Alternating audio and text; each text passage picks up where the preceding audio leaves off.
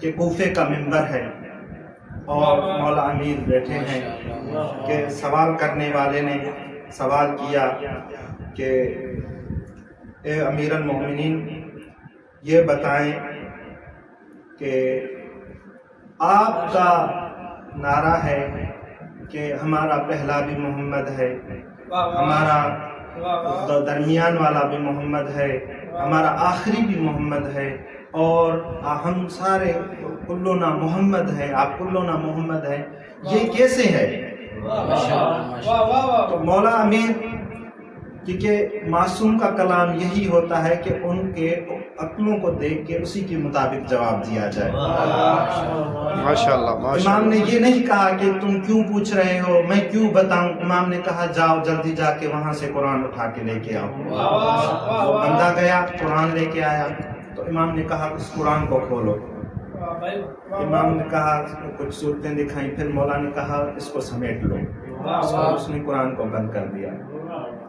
تو امام نے کہا کہ مجھے یہ بتاؤ یہ کیا ہے؟ تو اس نے کہا مولا قرآن ہے۔ تو کہا قرآن ہے؟ کہا ہاں قرآن ہے۔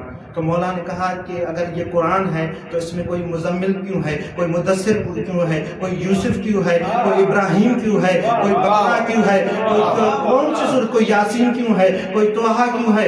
تو امام کو اس نے جواب دیا کہ مولا یہ ساری صورتیں ہیں، جب یہ سمیٹ جائیں تو یہ قرآن بن جاتا ہے۔ تو امام نے کہا کہ ہماری مثال بھی ایسے ہے کہ ہمارا پہلا بھی محمد ہے، ہمارا درمیان والا بھی محمد ہے، ہمارا آخری بھی محمد ہے۔ اب جب ہم چادر کسا کے نیچے آ جائیں تو ہم کلنا محمد بن جاتے ہیں۔ پھر جبریل بھی دیکھ کر حیران رہ جاتا ہے اور اللہ سے سوال کرتا ہے کہ یا رب ومن تحت الکساء، تو اللہ جواب دیتا ہے ہم اہل بیت النبوہ و معدن الرسالہ، ہم فاطمہ ہم ابوها و ابوها و بالها و بنوها۔ یہ محمد، یہ فاطمہ کے نسل ہے، ایک محمد ہے، ایک علی ہے، ان کے فاطمہ کے بچے ہیں، ان کا فاطمہ کا شوہر ہے، کہ جبریل پہچان نہیں پاتا۔ جب ہم سمیٹ جائیں تو ہم کلنا محمد بن جاتے ہیں۔